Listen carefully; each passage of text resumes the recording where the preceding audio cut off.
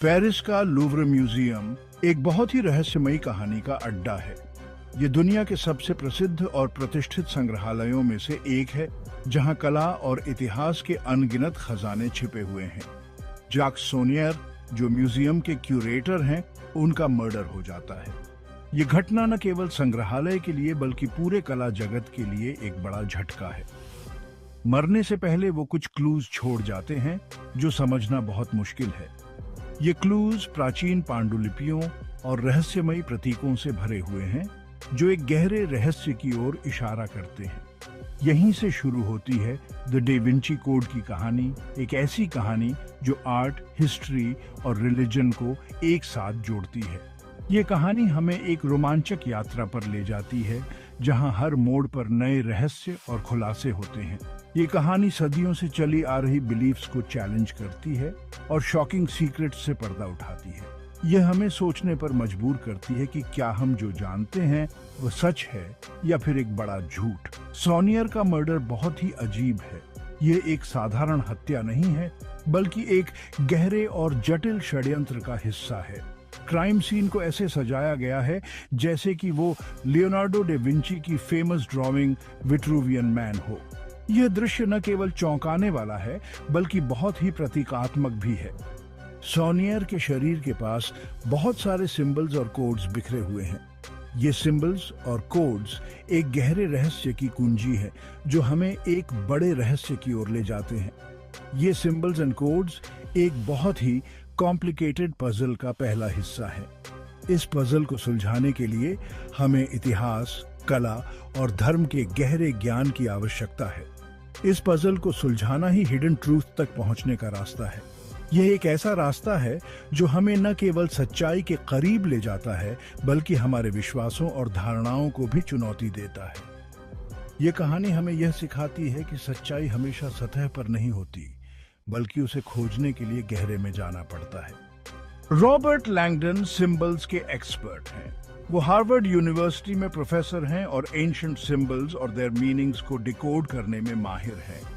French police उन्हें clues को decipher करने के लिए बुलाती है।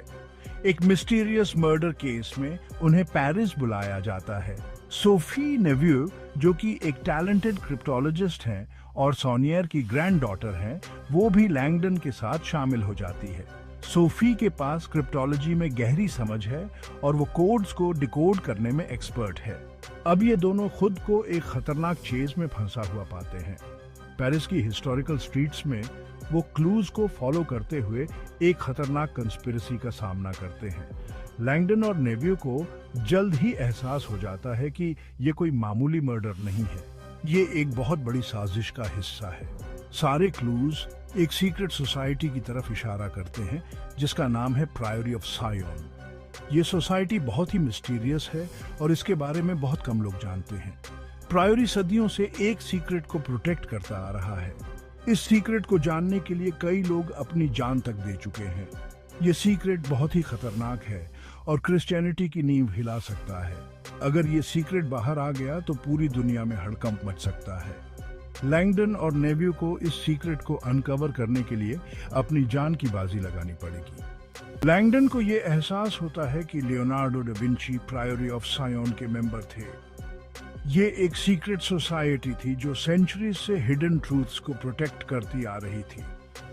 डा विंची ने अपने आर्टवर्क में सीक्रेट के क्लूज हाइड करके रखे थे। ये क्लूज इतने सब्टल थे कि सेंचुरीज तक किसी ने नोटिस नहीं किया। मोनालिसा और द लास्ट सपर जैसी पेंटिंग्स अब सिर्फ मास्टरपीसेस नहीं रही। ये पेंटिंग्स एक पजल का हिस्सा बन गई है, जो एक बहुत बड़े रहस्य को छुपा रही है। ये पेंटिंग्स उस हिडन ट्रूथ का नक्शा बन गई है। हर ब्रश स्ट्रोक, हर कलर एक डीपर मीनिंग को रिप्रेजेंट करता है। जैसे जैसे लैंगडन और नेव्यू डा विंची कोड को डिसाइफर करते जाते हैं, उन्हें खतरा और बढ़ता जाता है। हर डिकोडेड क्लू उन्हें एक नए खतरे के करीब ले जाता है। ओपस डीआई नाम का एक मिस्टीरियस ऑर्गेनाइजेशन भी इस सीक्रेट के पीछे पड़ा है।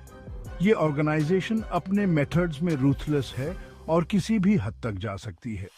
उनके इरादे क्या हैं ये तो साफ नहीं है, लेकिन वो अपनी मंजिल पाने के लिए कुछ भी कर सकते हैं। लैंगडन और नेवियो को हर कदम सोच समझकर उठाना होगा, क्योंकि एक गलत कदम उन्हें बहुत महंगा पड़ सकता है। प्रायोरी ऑफ सायोन एक असली सीक्रेट सोसाइटी है। सदियों से इस सोसाइटी के बारे में कोई नहीं जानता। कहानी के हिसाब से प्रायोरी जीसस क्राइस्ट के वंशजों की रक्षा करता है। ये सीक्रेट बहुत ही एक्सप्लोसिव है। ये सीक्रेट चर्च की नींव तक हिला सकता है।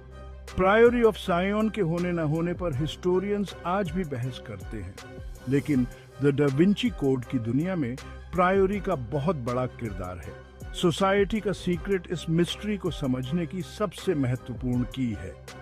ये सीक्रेट क्रिश्चियन हिस्ट्री को एक नए नजरिए से देखने पर मजबूर करता है। 5वां भाग, the legacy of Mary Magdalene. The Da Vinci code ये बताता है कि मैरी मैगदलेन एक प्रोस्टिट्यूट नहीं थी, जैसा कि अक्सर दिखाया जाता है, बल्कि वो जीसस की पत्नी थी और उसने जीसस के बच्चे को जन्म दिया था। उसके बाद से उनका खानदान आगे बढ़ता गया, जिसकी रक्षा प्रायोरी ऑफ सायोन करता रहा। मैरी मैगदलेन के बारे में ये नया पहलू कंट्रोवर्शियल है। यह जीसस की लाइफ और टीचिंग्स के बारे में ट्रेडिशनल सोच को चुनौती देता है। ये एक ऐसे हिडन हिस्ट्री की ओर इशारा करता है जिसे सदियों से दबाया गया है। 6वां भाग, Opus Dei and the quest for power.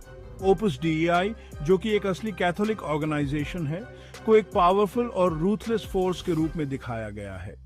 वो प्रायोरी ऑफ सायोन का सीक्रेट छुपाने पर तुले हुए हैं। उनके तरीके बहुत ही ज्यादा खतरनाक हैं और वो अपने गोल्स को अचीव करने के लिए कुछ भी कर सकते हैं। नॉवेल में ओपस डीई को जिस तरह से दिखाया गया है वो कंट्रोवर्शियल है। इसकी आलोचना की गई है कि यह इनएक्यूरेट और मिसलीडिंग है, हालांकि यह कहानी में और भी रहस्य जोड़ता है। 7वां भाग, अ चेस अक्रॉस कॉन्टिनेंट्स। सच्चाई की तलाश लैंगडन और नेवियो को पेरिस से लंदन ले जाती है। वे वेस्टमिंस्टर एबी और टेम्पल चर्च जैसे हिस्टोरिकल लैंडमार्क्स पर जाते हैं।